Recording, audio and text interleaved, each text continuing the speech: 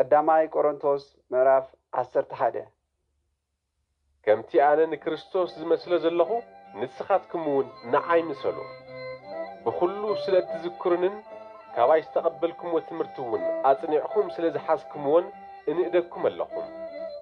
ግናኸ ርእሲ ሰብኣይ ክርስቶስ ርእሲ ሰበይቲ ከዓ ሰብኣይ ርእሲ ክርስቶስ እውን እግዚአብሔር ከም ዝኾነ ክትፈልጡ ደሊ ኣለኹም። እቲ ክጽሊ እንተሎ ወይ ክንበ እንተሎ ነቲ ርእሱ ዝጉልበብ ነቲ ርእሱ ዝኾነ ክርስቶስ ይሕስሮ። እታ ክትጽሊ እንተላ ወይ ክትንበ እንተላ ርእሳ ዘይትጉልበብ ሰበይቲ ድማ ከምታ ልጽይቲ ርእሲ እያ እሞ ነቲ ርእሳ ዝኾነ ሰብኣይ ትሕስሮ። ሰበይቲ ዘይትጉልበብ እንተኾይና ግና ጸጉራ ትላጸ ወይ ትቈረጽ። እምበኣርስ ንሰበይቲ ምቁራጽ ወይ ምልጻይ ጸጉራ ዘንውራ ካብ ኮነ ትጐልበብ። ሰብኣይ ምስሊ እግዚአብሔርን ክብሩን ዝገልጽ ስለ ዝኾነ ክጉልበብ ኣይግብኦን እዩ። ሰበይቲ ግና ክብሪ ሰብኣይ እትገልጽ። ሰበይቲ እያ ካብ ሰብኣይ ዝተረኸበት እምበር ሰብኣይ ካብ ሰበይቲ ኣይተረኸበን እሞ። ከምኡውን ሰበይቲ እያ ምእንቲ ሰብኣይ ኣይተፈጠረት እምበር ሰብኣይ ምእንቲ ሰበይቲ ኣይተፈጥረን። በዚ ምኽንያት እዙይን ምእንትቶም መላእኽትን ሰበይቲ ኣብ ርእሳ ምልክት ስልጣን ናይ ሰብኣያ ክህልዋ ይግባእ። በቲ ኣብ ጐይታ ዘለና ሕይወት ግና ሰበይቲ ብዘይ ሰብኣይ ሰብኣይ ድማ ብዘይ ሰበይቲ ከቶ ኣይኸውንን እዩ። ከምቲ ሰበይቲ ካብ ሰብኣይ ዝኾነት ከምኡውን ሰብኣይ ካብ ሰበይቲ እዩ ዝውለድ፣ ኩሉ ኸዓ ካብ እግዚአብሔር እዩ። እስኪ ባዕልኻትኩም ሕሰብዎም። ሰበይቲ ርእሳ እንተይተጐልበበት ናብ እግዚአብሔር ክትጽልዶ ይግባእ እዩ።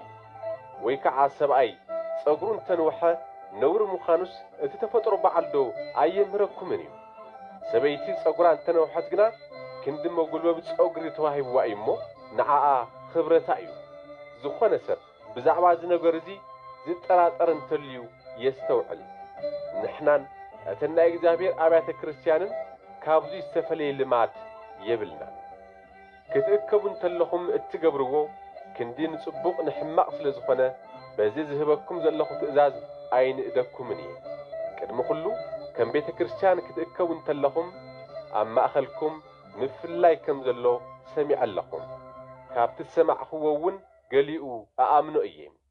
እተም ቁንዓት ምእንቲ ክገሃዱስ ኣብ ማእኸልኩም ምፍላይ ክኸውን ግድን እዩ።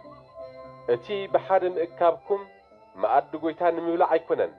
ምኽንያቱ ክትበልዑ እንተለኹም ነፍሲ ወከፍ ተቐዳዲሙ ደድራሩ ይበልዕ። እቲ ሓደ እንትጠሚ እቲ ሓደ ይሰክር። እትበልዑሉን እትሰትዩሉን ኣባይትዶ የብልኩምን ኢኹም። ነቶም ዘይብሎም እተሕፍርዎም ዘለኹምስ ንቤተ ክርስቲያን ንእግዚአብሔር ንዕኩም ዲኹም? እንታይ እመኽብለኩም እየ ወይ እንታይ እመኽብል? በዚዶ ክንእደኩም እየ ከቶ ኣይንእደኩምን።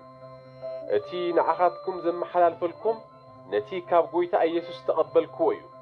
ጐይታና ኢየሱስ በታ ዝተሓዘላ ለይቲ ሕብስተ ለዓለም ኣመስጊኑ ቈሪሱ እንኩ ብልዑ፣ እዙይ ምእንታኻትኩም ዝወሃብ ሥጋ እዩ፣ እዙይ ንመዘበከርታ ይግበርዎ በለ። ከምኡ ኸዓ ምስ ተደረሩ ነቲ ጽዋዕ ኣልዒሉ እዚ ጽዋዕ እዙይ ብደመይ ዝኸውን ሓድሽ ኪዳን እዩ፣ ኣብ ትሰትይዎ ጊዜ ኩሉ ንመዘከርታ ይግበርዎ በለ። ነዚ ሕብስቱ እዙይ ኣብ እትበልዕዎ ነዚ ጽዋዕ እዙይ እውን ኣብ ትሰትይዎ ጊዜ ኩሉ ክሳዕ ጐይታ ዝመጽእ ሞቱ ኢኹም እትነግሩ። ስለዙይ እንተይተገብኦ ሕብስቲ ጐይታ ዝበልዕ ወይ ጽዋዕ ጐይታ ዝሰቲ ናይ ጐይታ ሥጋን ደምን እዩ ዝብድል። እምበኣር ሰብ ካብዚ ሕብስቲ እዙይ ቅድሚ ምብልዑን ካብዚ ጽዋዕ እዙይ ቅድሚ ምስታይን ርእሱ ይመርመር። እንተይተገብኦ ዝበልዕን ዝሰትን ናይ ጐይታ ሥጋ ስለ ዘይፈለጠ ኣብ ርእሱ ፍርዲ እዩ ዘምጽእ። በዚ ምኽንያት እዙይ እዮም ኣብ ማእኸልኩም ብዙሓት ድኹማትን ሕሙማትን ዘለዉ፣ ዝሞቱ እውን ብዙሓት እዮም። ንበዓልትና ብትኽክል እንተንፈርድስ ኣይምተፈረደናን ነይሩ። እንተኾነ ግና ጐይታ ክፈርደና እንተሎ ይግጸና እዩ ዘሎ። እዙይ ኸዓ ምስ ዓለም ምእንቲ ከይንኹነን ኢሉ እዩ። ስለዙይ ኣሕዋተይ ንመኣዲ ጐይታ ክትእከቡ እንተለኹም ንስንሳትኩም ደኣ ተጸባበዩ። ምእካብኩም ንፍርዲ ምእንቲ ከይኸውን ዝጠመየ እንተልዩ ኣብ ገዝኡ ይብላዕ። ነቲ ዝተረፈ ግና ምስ መጻእኹ ክሰርዓልኩም እየ።